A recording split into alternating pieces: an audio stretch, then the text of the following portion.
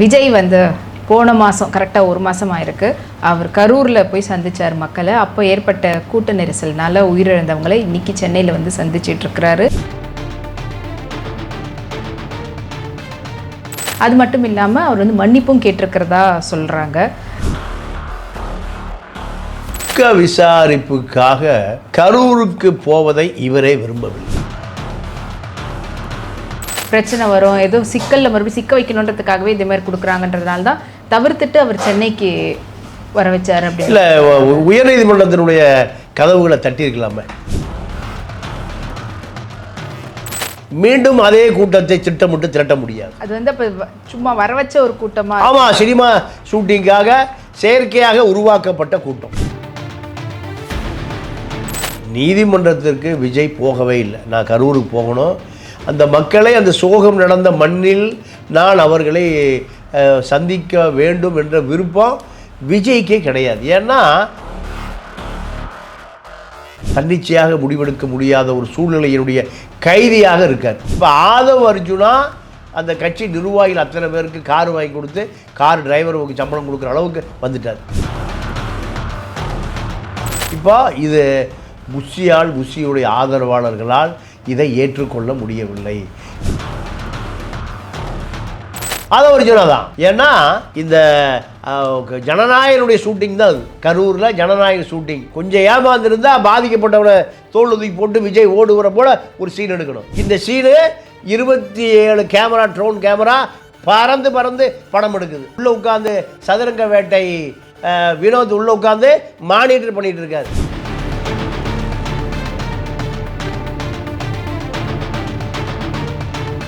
மக்களுடைய வழி என்பது உங்களுக்கு சினிமா ஷூட்டிங்கா?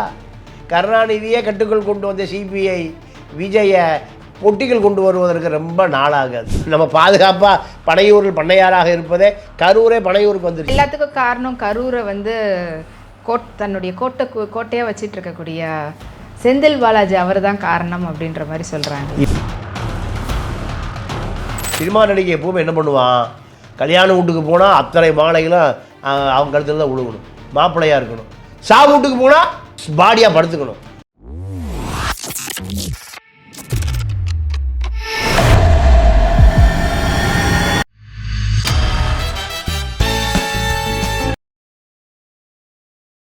நேயர்கள் அனைவருக்கும் வணக்கம். இன்னைக்கு நம்ம இடையே இணைஞ்சிருக்கிறவங்க மூத்த பத்திரிகையாளர் திரு தமிழ பாண்டியன் அவர்கள். வணக்கம். இப்போ இன்னைக்கு வந்து விஜய் வந்து போன மாதம் கரெக்டாக ஒரு மாதம் ஆயிருக்கு அவர் கரூரில் போய் சந்தித்தார் மக்களை. அப்போ ஏற்பட்ட கூட்ட நெரிசல்னால உயிரிழந்தவங்களை இன்னைக்கு சென்னையில் வந்து சந்திச்சிட்ருக்கிறாரு. அவங்கக்கிட்ட அவங்களுடைய குடும்பத்தினுடைய சூழ்நிலையை பற்றி கேட்டுட்ருக்கிறாரு. அவங்களுடைய வருமானம் எந்த அளவுக்கு இருக்குது, அதுக்கேற்ற மாதிரி பொருளாதார ரீதியாக வேறு எப்படியெல்லாம் வந்துட்டு அவங்களுக்கு ஹெல்ப் பண்ணலாம், சப்போர்ட் பண்ணலாம். அது மட்டும் இல்லாமல் அவர் வந்து மன்னிப்பும் கேட்டிருக்கிறதா சொல்கிறாங்க. அண்ட் இதை பற்றி உங்களுடைய கருத்து, உங்களுக்கு தெரிய வந்த விஷயங்கள் என்னென்ன? இப்போ இவர் விஜயை பொறுத்தவரை இந்த துக்க விசாரிப்புக்காக கரூருக்கு போவதை இவரே விரும்பவில்லை. ஆனால் அங்கே இது கொடுக்கலையே சார். அவங்க கொடுத்த இடமும் வந்து பார்த்திங்கன்னா மறுபடியும் ஒரு காம்பவுண்ட் இல்லாத ஒரு இடம், மறுபடியும் அதே போல் ஏதாவது பிரச்சனை வரும், ஏதோ சிக்கலில் மறுபடியும் சிக்க வைக்கணுன்றதுக்காகவே இதே மாதிரி கொடுக்குறாங்கன்றதுனால தான் தவிர்த்துட்டு அவர் சென்னைக்கு வர வச்சார். அப்படி இல்லை, உயர்நீதிமன்றத்தினுடைய கதவுகளை தட்டியிருக்கலாமே. எடப்பாடி போகிறாரு, ஸ்டாலின் போகிறாரு, இப்படி எல்லா தலைவர்களும் போகும்போது எனக்கு மட்டும் ஏன் அனுமதி மறுப்புன்னு உயர்நீதிமன்றத்துக்கு போயிருக்கலாம். உயர்நீதிமன்றத்துக்கு போகவே இல்லையே. அப்போ மீண்டும் அதே கூட்டத்தை திட்டமிட்டு திரட்ட முடியாது. மீண்டும் அதே கூட்டத்தை திட்டமிட்டு திரட்ட முடியாது. அது வந்து இப்போ சும்மா வர வச்ச ஒரு கூட்டமாக. ஆமாம், சினிமா ஷூட்டிங்காக செயற்கையாக உருவாக்கப்பட்ட கூட்டம். அப்படியா சொல்கிறீங்க? 100%. வராத கூட்டம் விஜய்ன்ற முகத்துக்காக வராதா கூட்டம்? இல்லை, விஜய்க்காக இப்போ ஏன் அவர் கரூர் போனால் கூட்டம் வராது என்ற ஒரே காரணம் தான், வேற எந்த காரணம் இல்லை. இல்லை, மறுபடியும் இதே போல ஏதாவது சிக்கலை உண்டாக்கி சிக்கலாக இல்லைம்மா, பிரச்சனையில் இல்லை சிக்கல் உண்டாகணும் நீங்களே கற்பனை பண்ணக்கூடாது. நீதிமன்றத்திற்கு விஜய் போகவே இல்லை. நான் கரூருக்கு போகணும், அந்த மக்களை அந்த சோகம் நடந்த மண்ணில் நான் அவர்களை சந்திக்க வேண்டும் என்ற விருப்பம் விஜய்க்கே கிடையாது. ஏன்னா விஜயை 3 பேர் இப்போ வழி நடத்துகிறார்கள். 3 பேரும் தனித்தனியாக வழி நடத்துகிறாங்களா இல்லை கூட்டாக வழி நடத்துகிறாங்களா? இவர் யாருடைய பேச்சை கேட்பது? 3 பேரையுமே தவிர்க்க முடியல. 3 பேருடைய ஆலோசனைகளை கேட்க முடியல. இல்லை 3 பேருடைய ஆலோசனை கேட்கணுமா? இப்படி பல விதமான சிக்கலில் இப்போ விஜய் மாட்டிட்டார். எப்போனா செப்டம்பர் 27க்கு முன்பு நிலைமை வேறு, செப்டம்பர் 27க்கு பின்பு நிலைமை வேறு. அதனால் இப்போ விஜய் தன்னிச்சையாக முடிவெடுக்க முடியாத ஒரு சூழ்நிலையினுடைய கைதியாக இருக்கார். நீங்கள் புஷி ஆனந்த் என்ன சொல்கிறாரு? நீங்கள் அங்கே போகக்கூடாதுங்கிறார். ஒத்த காலில் நிற்கிறார். ஆனால் ஆதவ அர்ஜுன் என்ன சொல்கிறாரு? போயே ஆகணுங்கிறார். போனால் தான் நம்ம அரசியல் பண்ண முடியும். அதுக்கு நான் உயர் நீதிமன்றத்தில் உத்தரவு வாங்கி தர்றேன்.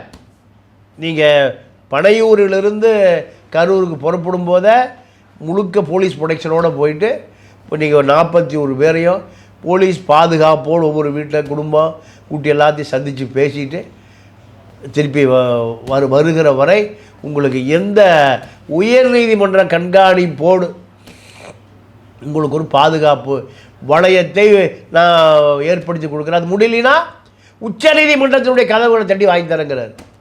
யார்? ஆதவ அர்ஜுனா. ஆனால் ஜான் ஆரோக்கியசாமி, புஷி ஆனந்த் 2 பேரும் அவருடைய கட்டுப்பாட்டுக்கு இவர் போயிடக்கூடாது. விஜய் யார் கட்டுப்பாட்டுக்கு போயிடக்கூடாது? ஆதவ அர்ஜுனா. இப்போ ஆதவ அர்ஜுனா அந்த கட்சி நிர்வாகிகள் அத்தனை பேருக்கு கார் வாங்கி கொடுத்து கார் டிரைவருக்கு சம்பளம் கொடுக்குற அளவுக்கு வந்துட்டார். இப்போ இது புஷியுடைய ஆதரவாளர்களால் இதை ஏற்றுக்கொள்ள முடியவில்லை.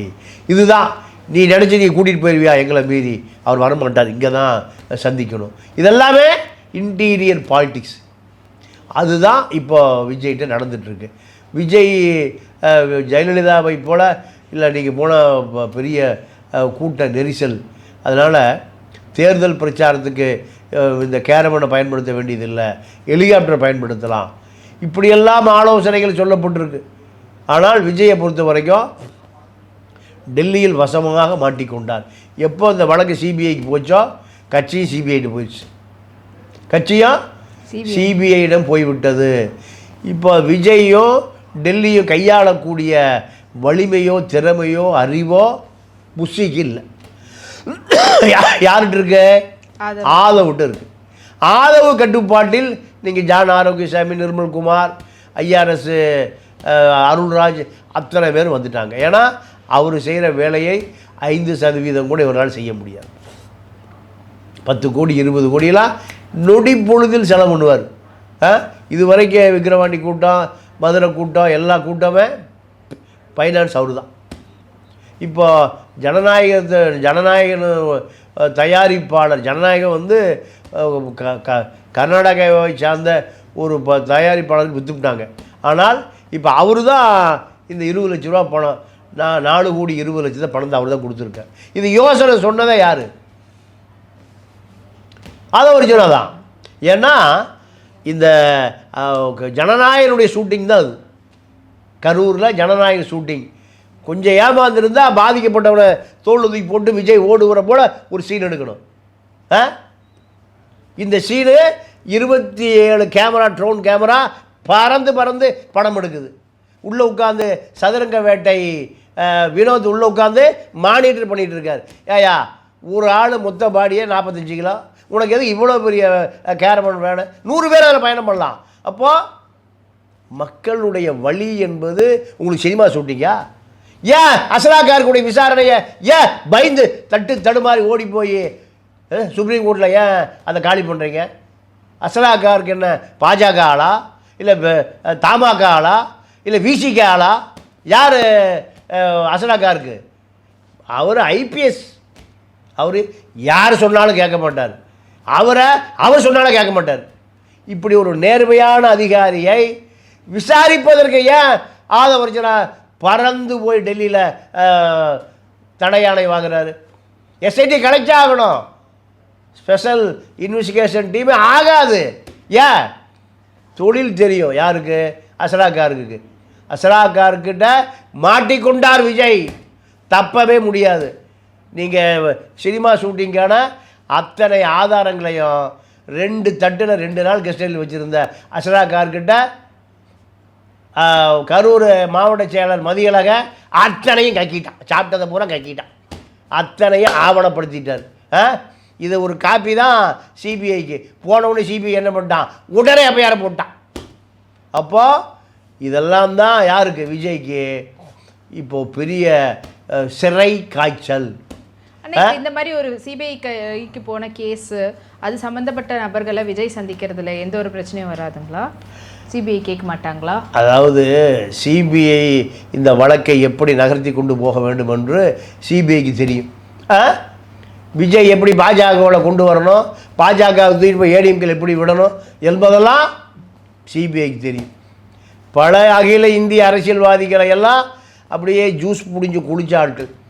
நீங்கள் கருணாநிதி இருந்த காலத்தில் 2G வழக்கை தேர்தல் கூட்டணி நடந்து கொண்டு இருக்கின்ற பொழுது காங்கிரஸ் கட்சி கீழே அறிவாலயம், மேலே சன் டிவியில் விசாரணை நடத்திகிட்டே இருக்குது சிபிஐ. கீழே தேர்தல் சீட் ஷேரிங், காங்கிரஸ் திமுகவும், கருணாநிதி காங்கிரஸ் கொடுக்குற சீட்டுக்கு காங்கிரஸுக்கு சீட்டு அதிகமாக கொடுக்க மாட்டேங்கிறாரு. விசாரணை வளையம் இருக்கப்படுகிறது.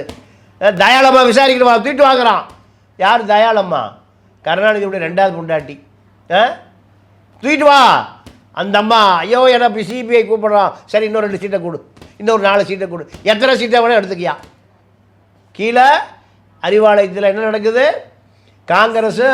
காங்கிரஸுடைய குழுவும் திமுக குழுவும் பேச்சு வார்த்தை, மேலே சிபிஐ ரைடு. ஒரே நாளில் 1 மணி நேரத்தில் ஒரே ஃப்ளோர் தான். மேலே சன் டிவி ஆஃபீஸு, கீழே கருணாநிதி ஆஃபீஸு. இப்படியெல்லாம் கூத்துக்களையெல்லாம் பார்த்தோம். கருணாநிதியை கட்டுக்குள் கொண்டு வந்த சிபிஐ விஜயை பொட்டிகள் கொண்டு வருவதற்கு ரொம்ப நாளாகாது. இப்போ ஆதவர்ஜுனாவுடைய மாமனார் அகில இந்திய அளவில் 4000 கோடி ரூபா வரி கட்டுறவர். அகில இந்திய அளவில் 8000 கோடி வரி ஏய்ப்பவர். 4000 கோடி வரி கட்டுறது, 8000 கோடி வரி ஏய்ப்பு. ஆக மொத்தம் 12000 கோடி அவர் வரி வியாபாரம். 4 லட்சம் கோடி அவர் சொத்து மதிப்பு. இந்தியா முழுக்க சிபிஐயில் 250 வழக்கு இருக்குது. இது கேரளா உயர்நீதிமன்றத்தில் ஒரு வழக்கு. அந்த வழக்குக்கு தமிழ்நாட்டினுடைய அட்வொகேட் ஜெனரல் PS ராமன் போய் ஆஜராகிறார். எங்கே? கேரளா உயர்நீதிமன்றத்தில். பினராயி விஜயன் பார்க்குறாரு, என்னைய அவர் கள்ளலாட்டிக்கு தமிழ்நாடு அட்வொகேட் ஜெனரலாக வந்திருக்காரு. அவர் தாங்க அவருக்கு வக்கீல். யாருக்கு? மார்ட்டினுக்கு வக்கீல் யார்? PS ராமன் எத்தனை ராமன் அப்படின்னு கண்ணதாஸ் ஒரு பாட்டு பாடினார்ல. அவங்க குடும்பத்தில் அத்தனை ராமன், அவங்க குடும்பத்தில் எல்லா கல்யாண ராமன், சுந்தர ராமன், இப்படி ராமன், பல ராமன். கண்ணதாஸ் ஒருக்கா பார்க்க போயிருக்காரு, வக்கீலை பார்க்க போயிருக்காரு. அவங்க அம்மா கூப்பிடுது, சுந்தர ராமா, கல்யாண ராமா, இப்படி பல ராமன். பார்த்தாரா கண்ணதாஸ், என்னையா அவங்க வீட்டில்? எங்கள் வீட்டில் எல்லாமே ராமன் தான். ராமன் எத்தனை ராமன் பாட்டே உருவான இடம் அங்கே தான், இந்த PS ராமன் வீட்டில். PS ராமன் இந்த வழக்கில் எங்கே போகல, டெல்லிக்கே போகல. யாருக்கு? திமுகவுடைய அட்வொகேட் ஜெனரல் விஜய்க்கு, யாருக்கு? ஆதவர்ஜுனா கள்ளலாட்டி மார்ட்டினுக்கான வக்கீலாக மாறி போயிட்டார். இப்போ ரிசல்ட்டை கூடியா, முதலமைச்சர் ரிசல்ட் யார் வாங்கி வச்சுருக்காரு? அட்வொகேட் ஜெனரல் ரிசல்ட் வாங்கி வச்சுருக்காரு. அட்வொகேட் ஜெனரலுடைய பதவியே ஆட்டம் காணுது. யாரால்? ஆதவர்ஜுனாவால். ஆக மொத்தம் இதுதான் விஜயுடைய நிலைமை. இதெல்லாம் பாஜகவும் சிபிஐயும் பார்த்து கொண்டே இருக்கிறது. ஸோ கூடிய சீக்கிரத்தில் இப்போ பிஜேபியோட கூடிய சீக்கிரம் இல்லை, சேர்ந்தே பல காலம் ஆகிப்போச்சு. இப்போ செப்டம்பர் 27க்கு பின்னாடி இப்போ அக்டோபர் 27 முடிய போகுது. இன்றைக்கி 27. அப்போ ஒரு நாளில் கதை மாறும், ஒரு மாதத்தில் எத்தனையோ மாற்றங்கள். அதனால் விஜயை பொறுத்த வரைக்கும் முதலமைச்சர் வேட்பாளர் இப்போ அதை இல்லை, விட்டுட்டார். முதலமைச்சர் வேட்பாளர் சொன்னால் சிபிஐ ஞாபகம் தான் வரும், கரூர் ஞாபகம் தான் வரும். அதனால் நான் முதலமைச்சர் வேட்பாளர் இல்லைப்பா, எடப்பாடி தான் முதலமைச்சர் வேட்பாளர். இப்படியான நிலைமைக்கு விஜய் வந்துட்டார். வந்த பிறகு கரூருக்கு போகிறக்கே பயம். கரூரில் என்ன ஆகுமோ, ஒருவேளை கூட்டம் கூடுமோ கூடாதோ, இல்லை ஏதாவது வழக்கு போடுவானோ, கல்யாண மண்டபம் தரமாட்டேங்கிறான், ஸ்கூல் ஆடிட்டோரியம் தரமாட்டேங்கிறான், எதுவுமே தரமாட்டேங்கிறான். நம்ம போகிற வேனை கூட காற்று பிடிக்க விட்டுருவான் போல் இருக்கு. அதனால் நம்ம பாதுகாப்பாக பனையூரில் பண்ணையாராக இருப்பதே கரூரே பனையூருக்கு வந்துருச்சு. ஆனால் இப்போ இவங்க எல்லாரையுமே வந்து தனித்தனியாக வண்டி வச்சு கூட்டிடுவாங்க. 41 பேர் ஆக்சுவலி இறந்தவங்க, 37 பேர் வந்திருக்காங்க. 37 பேர் குடும்பம் தான் வந்திருக்காங்க. அதை ஒருத்தருக்கும் ஒரு நல்ல டைம் எடுத்து அவங்களுடைய குடும்பத்தோடு உட்காந்து பேசி விசாரிக்கிறதா சொல்லியிருக்காங்க. மற்ற ஒரு 4 குடும்பம் வராததுக்கான காரணம் அவங்க வேற்று கட்சியினர் அப்படின்றதுனாலயா, இல்லைன்னா இவர்கிட்ட வந்து பார்க்கணுன்ற இல்லையா, வேற ஏதாவது சூழ்நிலை காரணமாக? எல்லாருமே 20 லட்ச ரூபா வாங்கிட்டாங்கம்மா. 20 லட்ச ரூபா எல்லாரும் வாங்கிட்டாங்க. விஜயை பார்க்கணும் ஒரு குடும்பத்துக்கு 5 பேர் வந்திருக்காங்க. இப்போ பஸ்ஸே 5 பஸ் வந்திருக்கு. யாருக்கு 41 குடும்பம், 4 5 200 பேர் லிஸ்ட் எடுத்துட்டாங்க. எடுத்ததில் கடைசி நேரத்தில் ஒரு 3-4 குடும்பம் நிறுத்தி வைக்கப்பட்டிருக்கு. அவங்களும் வந்துடுவாங்க. ஏன்னா 20 லட்ச ரூபா வாங்கிட்டாங்கல்ல, 20 லட்ச ரூபா வாங்கியவர்கள் கண்டிப்பாக விஜய் வந்து பார்த்துருவாங்க. அதெல்லாம் ஒரு பெரிய அரசியல் அல்ல. இப்படியாவது கரூர் போய் பார்க்கணுன்னு அவருடைய ஆசை. அந்த ஆசையை அவராலே நிறைவேற்ற முடியல. அவராலேயே இது எல்லாத்துக்கும் காரணம் கரூரை வந்து தன்னுடைய கோட்டையாக வச்சிட்டு இருக்கக்கூடிய செந்தில் பாலாஜி அவர் தான் காரணம் அப்படின்ற மாதிரி சொல்கிறாங்க. இல்லைம்மா, அதாவது செந்தில் பாலாஜி தான் கரூருக்கு இளவரசன்லாம் சொல்ல முடியாது. கரூருக்கு பல இளவரசர்கள் இருக்காங்க. விஜய் நினைத்தா ரிஸ்க் எடுத்து போயிருக்கலாம், கரூருக்கு கண்டிப்பாக போயிருக்கலாம். இல்லை பெர்மிஷன் கிடைக்கணும் அப்படின்னு எங்க இல்லைம்மா, இவர் கரூருக்கு போகிறாரா இல்லை தலிபான்கள் ஆட்சி பண்ணுற காபூலுக்கு போகிறாரா? காபூலுக்கெல்லாம் இவர் போகல, கரூருக்கு தான் போகிறார். தலிபான்களே உலகம் பூரா தடை செஞ்சு வச்சுருக்கான்.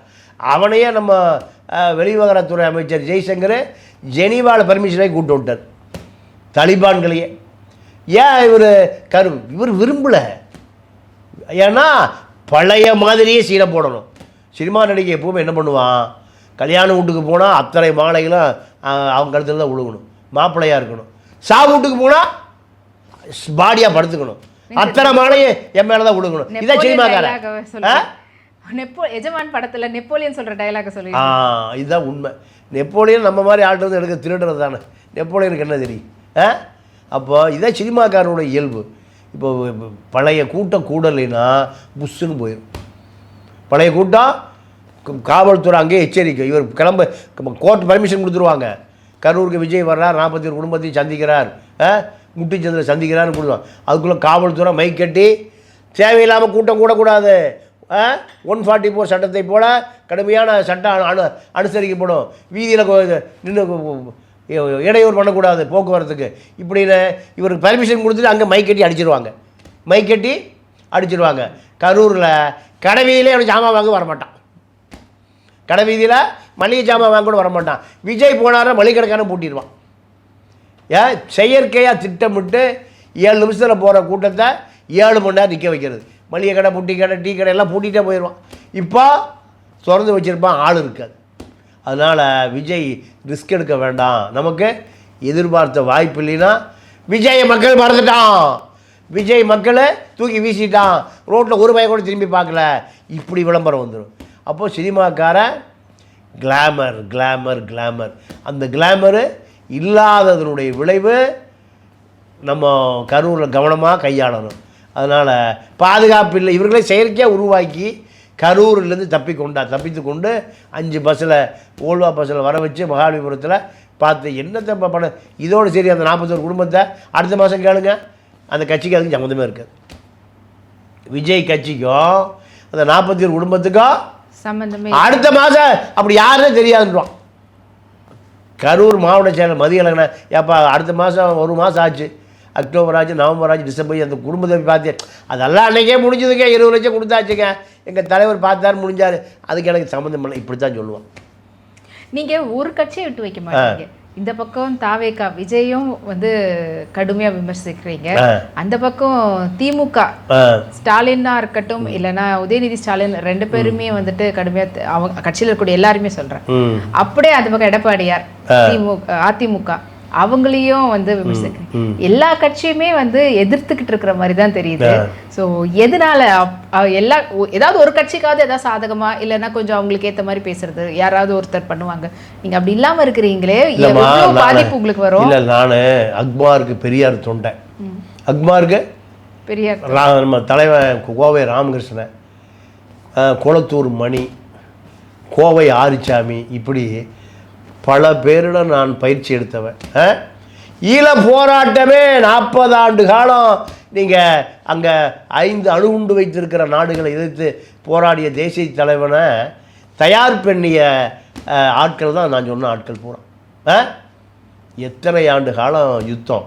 இந்த யுத்தத்தை கடைசி வரை நம்ம குளத்தூர் மணியண்ணன் தான் அவர்களுக்கு தேவையான 2009 யுத்தம் முடிகிற வரை எத்தனை வயலுக்கு தெரியும்?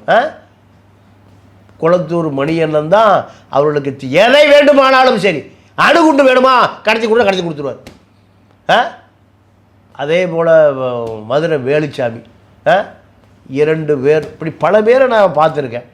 அப்போ இவர்களையெல்லாம் பார்த்த பிறகு இது போன்ற களிசடைகளையெல்லாம் என்னால் அரசியல்வாதியாகவும் ஏற்றுக்க முடியல. 50,000 இளைஞர்கள் ஐரோப்பா நாடுகளில் 5 நட்சத்திர வசதியாக வாழ்ந்தவன் 50,000 இளைஞர் எல்லாம் அங்கே போய் அவ்வளோ பேர் அந்த தேசத்துக்காக, அந்த இனத்தை மீட்டெடுப்பதற்காக 50,000 பேர் தன்னுடைய உடலை தியாகம் பண்ணியிருக்கான். தேக்கு மர தேகங்களை அப்படியே வெடித்து செதறி இருக்கான். அப்போது இதுதான் ஒரு விடுதலை போராட்டம். நேதாஜியினுடைய படை எப்படி இந்தியாவில் விடுதலை வேணும் என்பதற்காக இந்திய தேசிய இராணுவத்தை கட்டமைச்சான். இந்திய தேசிய இராணுவம்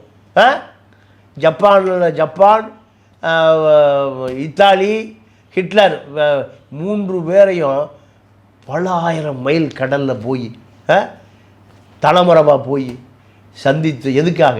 இந்த தேசத்தை மீட்டெடுப்பதற்காக. நீங்கள் ஹிட்லரை பார்த்துட்டு ஹிட்லர் ஜப்பானில் கொண்டு போய் பத்திரமா சேர்க்க சொல்கிறாரு. யாரை? நேதாஜியை. ஒரு சப்மரீனில் தான் வர்றாரு. இந்த பக்கம் அட்லாண்டிக் கடல், இந்த பக்கம் பசிபிக் கடல், நடுவில் இந்து மகாசமுத்திரம். இந்த உலகத்தில் 3 பெரும் கடல்கள், அட்லாண்டிக்கு, இந்திய பெருங்கடல், பசிபிக். டர்பனில் புறப்பட்ட அந்த நீர்மூழ்கி கப்பல் எங்கே போகுது? பிலிப்பைன்ஸ் மணிலாவுக்கு போகுது. பசிபிக் கடலுக்கு போகுது. அங்கேருந்து ஜப்பானுக்கு அவன் பாதுகாத்த சேர்த்து. அப்போது 15,000 கடல் மைல் ஒரு பெரிய தியாகி எதற்காக? இந்திய சுதந்திரத்துக்காக அழைத்து கொண்டு போன அந்த தியாகிகளையெல்லாம் நேரில் பார்த்ததில்லை. ஆனால் ஈழ போராட்டத்தினுடைய தியாகிகளை நேரில் பார்த்துருக்கோம். அதன் பிறகு இவர்களெல்லாம் மலிவான அரசியல், மக்களுக்கான அரசியல்வாதிகள் அல்ல. பெரியாருடைய சிஷியனுக்கு தான் அவங்க போகிறான்.